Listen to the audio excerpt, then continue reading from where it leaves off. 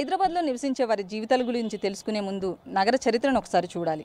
30 ఏళ్ల క్రిందట 22 లక్షల జనాభా ఇక్కడ నివసించేవారు. ఇప్పుడు కోటికి చేరువవుతుంది. ఇందులో 40 లక్షల మంది మధ్యతరగతి వాళ్ళు అయితే 20 లక్షల మంది బస్తీల్లో నివసించేవారు. 10 లక్షల మంది కోటీశ్వరులు ఉన్నారు. అయితే ఈ మొత్తం నగర జనాభా విషయంలో, జీవితాల విషయంలో చూసుకుంటే మాత్రం వాళ్ళ బతుకులు మాత్రం అలాగే ఉన్నాయి. సిటీ మారింది, సిటీ పెరిగింది, కానీ వారి జీవితాలు మాత్రం మారలేదు.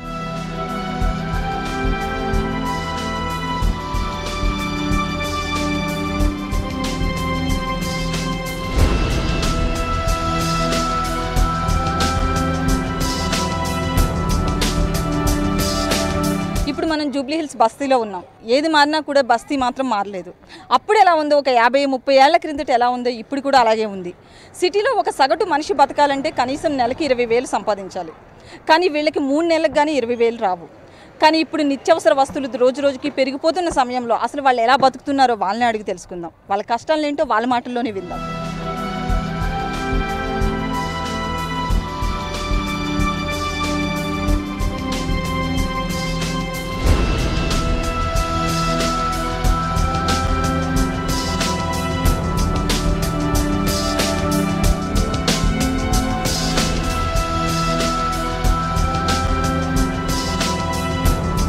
ఎండొస్తే ఎండడం, వానొస్తే తడవడం. ఇల్లు ఉన్నాయన్న పేరుకే కానీ ఈ బస్తీలో ఏ ఇల్లు కూడా సరిగ్గా లేదు. ఏ క్షణం ఎలా బతుకుతామో తెలియదు. కనీసం కరెంటు కూడా లేదు. కట్టెల పొయ్యి మీదే వాళ్ళ వంట, వార్పు అన్నీ చేసుకుంటున్నారు. ఏ పూట తింటారో ఏ పూట తినరో తెలియదు. ఇక పిల్లల విషయానికి వస్తే మాత్రం స్కూల్కి కూడా వెళ్ళలేని పరిస్థితి. ఇక్కడ మనం చూసాం చాలామంది పిల్లల్ని. వాళ్ళందరూ కూడా ఇక్కడే ఉండి తిరుగుతున్నారే తప్ప స్కూల్కి వెళ్ళలేదు. కనీసం పలక పట్టిన వైనం కూడా మనకు కనిపించట్లేదు. ఇక్కడ ఒక ఆంటీ ఉన్నారు, ఆమెను అడిగి తెలుసుకుందాం. చెప్పండి, అసలు మీరు ఎన్నాళ్ళు అయింది సిటీకి వచ్చి? మేము సిటీకి వచ్చామా, మేము పుట్టి పెరిగింది బాలనగర్లో పుట్టినాము. ఇక్కడ వచ్చి ఇప్పుడు 15 సంవత్సరాలు అయిపోతుంది. ఈ ఊర్లో ఉండి, ఈ కార్మినగర్లో ఉండి. మీరు అప్పుడులో ఎంత వచ్చేది మీకు రోజు కూలికి పోతే? అప్పుడులో 60 రూపాయలు 70 రూపాయలు ఉండే, అంత ఎక్కువ లేకుండే. 10 సంవత్సరాల కింద అప్పట్లో 60 రూపాయలు అలా వచ్చేది అన్నారు కదా. ఇప్పుడు ఎంత వస్తుంది మీకు? ఇప్పుడు 500 కూలి ఉందమ్మా. 500 కూలి ఉంటే కూడా మన 500 ఇడిపిస్తే ఏం మిగులుతలేవు. అవి పొద్దున్న ఇడిపిస్తే సాయంత్రం వరకు ఏం ఉంటలేవు. అంతవరకే. మీకు రోజు పని ఉంటుందా? రోజు పని ఉండదమ్మా. ఓ దినం ఉంటుంది, ఒక దినం ఉండదు. కనీసం నెలకి ఎన్ని రోజులు మీరు పనికి పోతారు? నెలలో 10 రోజులు 15 రోజులు పోతారు. ఇక ఆ తర్వాత అయిపోయాయి. అంటే మీరు అప్పుడు 60 రూపాయలు 70 రూపాయలు సంపాదించే టైంలో ఒకలా ఉంది, అంటే ఖర్చులు కానీ ఇప్పుడు చూస్తే కనుక రేట్లన్నీ పెరిగిపోయాయి. అప్పటికి మీకు ఇప్పటికి తేడా ఏం కనిపిస్తుంది? ఇప్పటికి అప్పుడే బాగుండమ్మా. ఇప్పుడు ఏం బాగలేదు. మనం ఒక్కరోజుకి 1000 రూపాయలు ఖర్చు పెట్టినాక ఇంకేం మిగులుతాయి మన కాడ?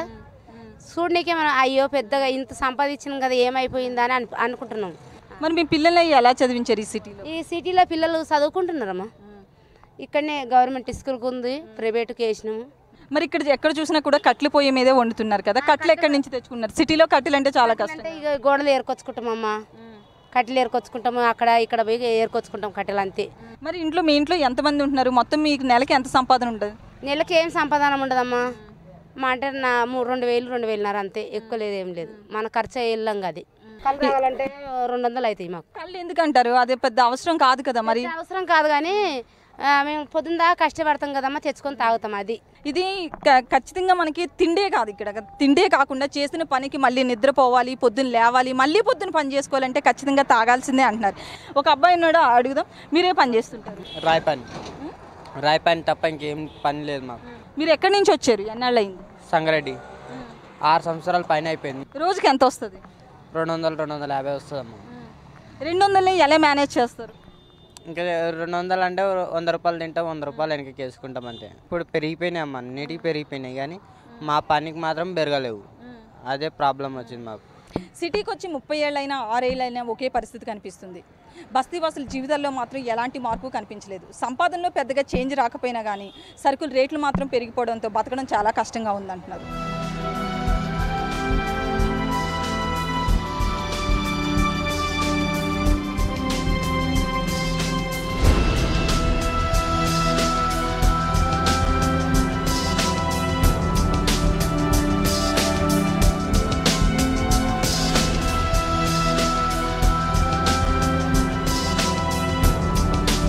చెప్పండి, మీరు ఇవాళ పనికి వెళ్ళలేదా?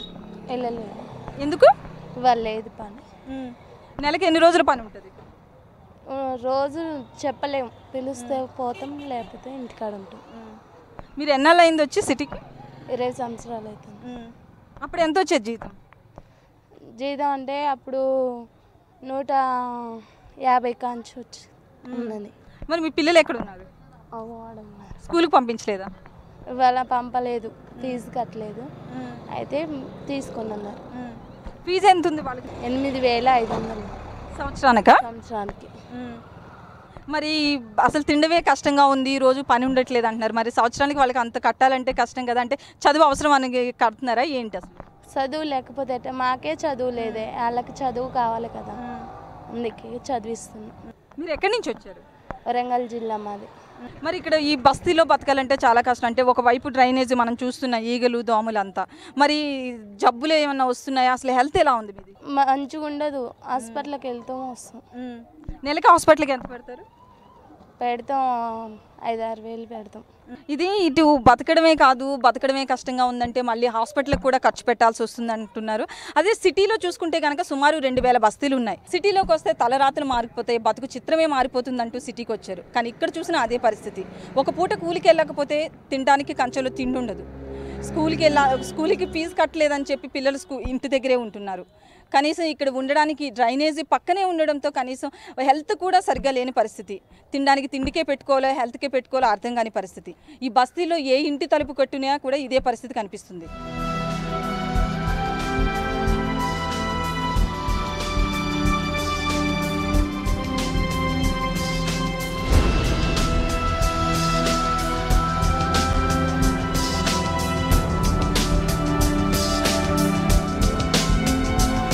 పైకి వినడానికి చూడడానికి బాగానే ఉన్న సిటీలో ఆటో నడపడం అంటే చిన్న విషయం కాదు.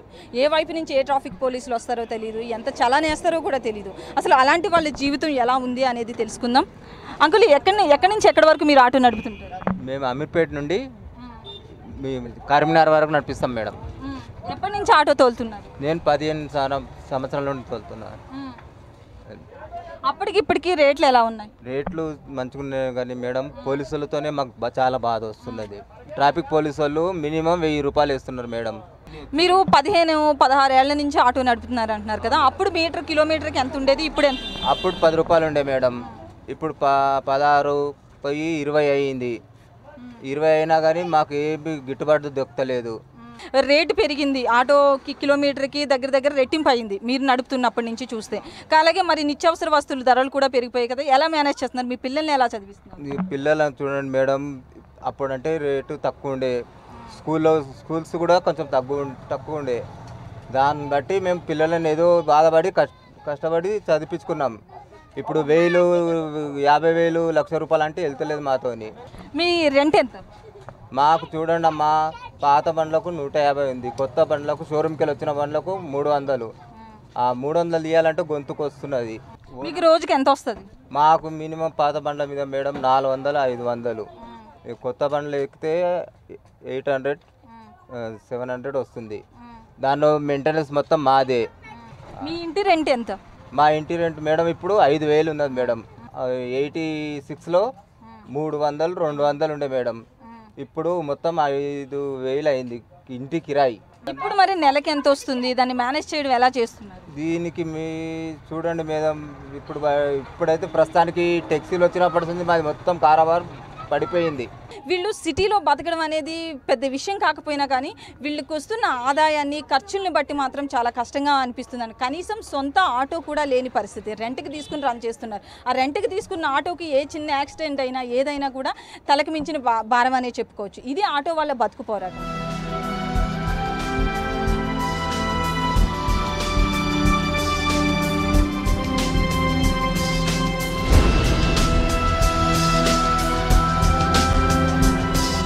కూకట్పల్లి నుంచి కోటి వెళ్తున్న బస్సులో ఉన్నాం. సిటీలో బతకాలన్నా ఉద్యోగం చేయాలన్నా ఖచ్చితంగా ఈ బస్సులు ఎక్కాల్సిందే. కాలు పెట్టే పరిస్థితి లేకపోయినా సరే ఫుట్పాత్లో నుంచునైనా సరే ట్రావెల్ చేయాల్సిందే. ఎందుకంటే టైంకి వెళ్ళాలి కదా, టైంకి వెళ్ళకపోతే జీతాలు కూడా కట్ అయ్యే కొన్ని ఆఫీసులు కూడా ఉన్నాయి. ఇక్కడ ఒక ఉద్యోగం ఉన్నారు, ఆయన అడిగి తెలుసుకుందాం అసలు ఎలా మేనేజ్ చేస్తున్నారు సిటీ లైఫ్లో అనేది. చెప్పండి, మీరు ఎక్కడి నుంచి ఎక్కడికి వెళ్తున్నారు, ఏ ఆఫీస్లో చేస్తున్నారు? నేను చేయండి జాబ్ చేస్తున్నాను. మీరు ఎన్నాళ్ళ నుంచి ఉద్యోగం చేస్తున్నారు? 25 years నుంచి చేస్తున్నాను. మరి అప్పుడు జీతం ఎంత ఉండేది? అప్పుడు స్టార్టింగ్ మొదట టెంపరీగా జాబ్ చేసేవాడు, తర్వాత రెగ్యులర్ అయింది. అప్పుడు 2,000కి జాబ్ చేసేవాడిని. ఇప్పుడు దాదాపు 35,000 దాకా వస్తుంది. అంటే అప్పుడు చాలా తక్కువ ఉంది, కానీ ఇప్పుడు 35,000 ఉంది, కానీ అలాగే ఖర్చులు కూడా పెరిగాయి కదా, మరి ఎలా మేనేజ్ చేస్తున్నారు? అన్నెసరీ ఇంపార్టెంట్ అనేది తగ్గించేసుకొని అన్నెసరీ ఐటమ్ తగ్గించుకొని దాన్ని మేనేజ్ చేస్తాం. అంటే ఆఫీస్కి వెళ్ళడం రావడం కలిపి మొత్తం ఎన్ని గంటలు ట్రావెల్ చేస్తారు? దాదాపు 2 hours పడుతుంది. 2 hours పోను 2 hours రాను 2 hours. ఇంకా ట్రాఫిక్ జామ్ అయితే చెప్పలేము. అయితే మరి ఇంట్లో పరిస్థితి చూస్తే కనుక మీ పిల్లలు ఏం చేస్తున్నారు, వాళ్ళని ఎలా చదివించారు? తప్పదు కదండి, ఇక అడ్జస్ట్ చేసుకొని చదివించక తప్పదు. ఇక గవర్నమెంట్ స్కూల్స్ లేవు, అన్ని ప్రైవేట్ స్కూల్స్ లేవు. గవర్నమెంట్ స్కూల్స్లో ఉన్న ఫెసిలిటీస్ సరిగ్గా లేవు. ఎక్కడో సిటీలో చాలా హైదరాబాద్ ఫేమస్ అనే మాట, కానీ గవర్నమెంట్ స్కూల్స్ కానీ గవర్నమెంట్ కాలేజ్ కానీ ఏవో అరగర ఉన్నాయి, కానీ అవి కూడా అంత స్టాండర్డ్ లేవు. తప్పదు, ఇక జాయిన్ చేయక తప్పదు. సిటీలో ఉద్యోగం చేయాలంటే ఆర్టీసీ బస్సు, సిటీ బస్సులు ఎక్కాల్సిందే. ఎక్కి మళ్ళీ అందులో ఇబ్బందులు పడుతూ ఆఫీస్కి చేరుకోవాలి. కనీసం 2 గంటలు ట్రావెల్ చేస్తేనే కానీ ఆఫీస్కి వెళ్ళలేని పరిస్థితి. ఎందుకంటే సిటీలో ఉండాలంటే కనుక రెంట్లు ఎక్కువ ఉన్నాయి. సో అవుట్కట్స్లో ఉంటూ అటు డబ్బులు మేనేజ్ చేస్తూనే ఇటు సిటీలో ఉన్న ఆఫీసులకు వస్తున్నారు. ఎందుకంటే సిటీలో ఉండడం అంటే చిన్న విషయం కాదు. కనీసం సింగిల్ బెడ్రూమ్ తీసుకున్న 8,000 to 10,000 ఉంది. సో కానీ సిటీ అవుట్కట్స్లో మాత్రం 4,000 to 5,000 ఉంది. ఈ వేరియేషన్ అంటే కనీసం 5,000 కలిసి వస్తుంది. కాబట్టి 2-3 గంటలు ట్రావెల్ చేయడానికి డస్ట్లో కానీ ఇటు ట్రాఫిక్లో కానీ ట్రావెల్ చేయడానికి ఇష్టపడుతున్నారు.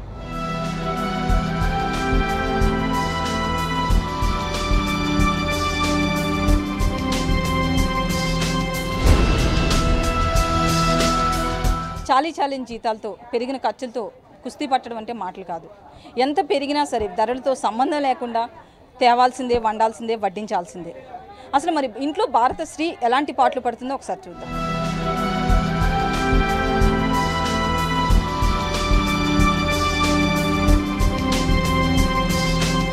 ఇప్పుడు మనం ఎర్రగడ్డ రైతు బజార్లో ఉన్నాం. వంటింట్లో స్త్రీ పడుతున్న పాటల కంటే ముందు అసలు రేట్లు ఎలా ఉన్నాయో ఒకసారి తెలుసుకుందాం. ఇక్కడ ఒక రైతు ఉన్నారు, ఆయన అడుగుదాం. మీరు ఎప్పటి నుంచి వ్యాపారం చేస్తున్నారు? మేము వ్యాపారం కాదమ్మా, పండించుకొని తెస్తాము. Village Navapeta, mandal Navapeta, RR district మాది. ఇక్కడ ఓపెన్ అయ్యి 16 సంవత్సరాలు 17 సంవత్సరాలు రైతు బజార్ పడ్డది. అక్కడ నుంచి అంతకు మొదలు మార్కెట్కి వేస్తుంటాం. సికింద్రాబాద్ బోయినపల్లి మార్కెట్లో వేస్తుంటాం. అక్కడికి మా పెద్ద మనుషులు పోయి అమ్ముకొని వస్తే 100కి 5-6% అక్కడ కట్ అయిపోతుండే. దానివల్ల ఇది బాగుంటుంది అంటే ప్రభుత్వం నిర్ణయం చేశారు. కాబట్టి ఆ వచ్చే 2 రూపాయలు కూడా ఇక్కడ బాగుంది. అట్లాగే దాన్ని అక్కడికి వెళ్ళి ప్యాచ్ వచ్చినటువంటి ఒక పరిస్థితుల్లో మేము 2 రూపాయలు ఇటు అటు అమ్ముకుంటాం మేము. అప్పుడు అసలు ఇప్పుడు చూస్తే కనుక పూర్తిగా రేట్లు అన్నీ పెరిగిపోయాయి కదా, మరి 10-15 ఏళ్ల కింద రేట్లు ఎలా ఉన్నాయి? 15 సంవత్సరాల నాలు ఉల్లిపాయలు 5-6 రూపాయలు అమ్మినాం మా అక్కడ గ్రామాలకు వెళ్ళి తీసుకొచ్చి. అప్పుడు 180 రూపాయలు ఫర్టిలైజర్ సంచి ఉంది. ఇప్పుడు 1500 అయిపోయింది ఫర్టిలైజర్ సంచి.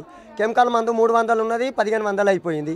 లేబర్ ఛార్జీలు పెరిగినాయి కాబట్టి ఉత్పత్తి తక్కువ ఉన్నా కానీ ఆ రేట్లను బట్టి ఇక్కడ ఉత్పత్తి తగ్గింది కాబట్టి 2 రూపాయలు ఎక్కువ పోతుంటుంది అది. మరి ఇప్పుడు రేట్లన్నీ ఎలా ఉన్నాయి? ఇప్పుడైతే మామూలు ఉన్నాయి. గత నెల కింద ఉన్నటువంటి ఒక టమాటా 45-50 దాకా అందుకున్నది. ఈరోజు చూస్తే మాత్రం 35 రూపాయలు బోర్డు ఉంది. ఉల్లిపాయలు కూడా అంతే ఉండే, 60 ఉండే, ఇప్పుడు 25 రూపాయలు 30 రూపాయలకు వచ్చేసింది. తగ్గుతాయి, ఇంకా వర్షాలు పడితే తగ్గిపోతాయి.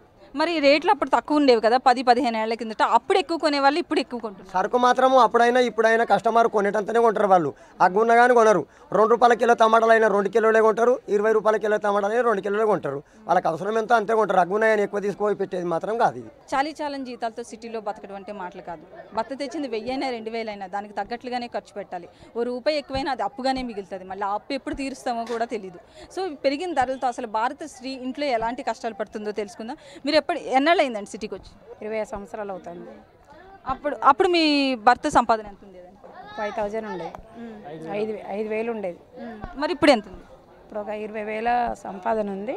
దాన్ని బట్టి ఖర్చులు పెట్టుకుంటాం. ఇక మామూలుగా పిల్లల చదువులు, కిరాయిలు అంటే కొంచెం ఇబ్బంది, ఏం మిగలడానికి లేదు. మరి అంటే అప్పుడు ఖర్చులు తక్కువే, సంపాదన 5,000 ఉండేది, కానీ ఇప్పుడు ఖర్చులతో పాటు జీతం పెద్దగా పెరగట్లేదు. సో ఎలా మేనేజ్ చేస్తున్నారు అసలు? మామూలుగా అంటే ఇక జీతాలు బట్టి అట్లా ఖర్చులు పెట్టుకుంటా పిల్లలకు ఫీజులు కట్టుకోవడం, కిరాయిలు కట్టుకోవడం అట్లా వచ్చి ఉంట్లా అట్లాగే సరిపెట్టుకున్నాం. అప్పు చేసినా కొంచెం కష్టం కదండి. విన్నాగా హౌస్ వైఫ్ ఇంట్లో ఎలాంటి కష్టాలు పడుతుందో. మరి అలాగే ఇప్పుడు మారుతున్న రోజులను బట్టి భారత స్త్రీ బయటకు వస్తేనే కానీ నెట్టుకు రాలేని పరిస్థితి. బిజినెస్తో, ఉద్యోగమో, చిన్నదో పెద్దదో ఏదో ఒకటి చేసుకోవాలి. మరి అలాంటి వాళ్ళు కూడా ఒకసారి మాట్లాడిద్దాం. అసలు వాళ్ళు ఎలాంటి కష్టాలు పడుతున్నారు అంటే 2 విధాలుగా ఉంటుంది వీళ్ళ కష్టాలు. ఇటు ఆఫీస్లోనూ చూసుకోవాలి, అటు ఇంట్లోనూ కష్టాలు పడాలి. అసలు వీళ్ళు ఎలా మేనేజ్ చేస్తున్నారో తెలుసుకుందాం. మీరేం చేస్తుంటారు? నేను బిజినెస్ చేస్తాను మేడం. ఏం బిజినెస్ చేస్తారు? కర్రీ పండు నడిపిస్తాను. ఎన్నాళ్ళ నుంచి చేస్తున్నారు? నేను ఒక 4 months నుంచి స్టార్ట్ చేస్తాను బిజినెస్. అంటే ఇంట్లోని ఒక హస్బెండ్ తెచ్చిందే తినాలి, సరిపోవాలంటే ఇప్పటి కాలంలోని సరిపోదు మేడం. ఒక భార్యాభర్తలు ఇద్దరూ కష్టపడగలిగితేనే పిల్లల్ని చదివించుకోగలుగుతాం. నెక్స్ట్ ఇంటిని మెయింటెనెన్స్ చేయగలుగుతాం. అయితే మీరు 4 నెలల నుంచి చేస్తున్నారన్నారు కదా, ఇంతకు ముందు ఇంట్లోనే ఉండేవారు, మరి ఇప్పటికీ అప్పటికి అంటే ఇప్పుడు మీకు ఎక్స్ట్రా బాధ్యతలు వచ్చాయని చెప్పాలి, ఇప్పటికి అప్పటికి చేంజింగ్ అంటూ ఏముందంటే కాస్త ఇంట్లో ఉన్నాం అనుకోండి, ఇంట్లో పని చేసుకొని కాసేపు రిలాక్షన్గా పడుకోవటం ఏదో చేసేవాళ్ళం. దానివల్ల ఏంటంటే ప్రస్తుత కాలాన్ని బట్టి చూస్తే జబ్బులే వస్తాయి కానీ పడుకుంటే అదర్వైజ్ ఇంకేం రావు. కాబట్టి కష్టపడితే ఆరోగ్యం సెటరేట్ మంచిగా ఉంటుంది. దట్ వే మనకి కూడా ఇంట్లోని మెయింటెనెన్స్ అన్ని ఖర్చులు వెళ్తాయి, పిల్లల్ని మంచి భవిష్యత్తు ఇవ్వగలుగుతాం. ఒకరి సంపాదనతో సిటీలో బతకాలంటే చాలా కష్టం. చాలీ జీతంతో నెట్టుకు రావడం అంటే కష్టం. కాబట్టి ఇటు భర్తకి భార్య కంపల్సరీ సహకారం అందించాల్సిందే అంటున్నారు. ఇద్దరు సంపాదన ఉంటేనే కానీ సిటీలో బతకలేమని చెప్తున్నారు స్త్రీలు.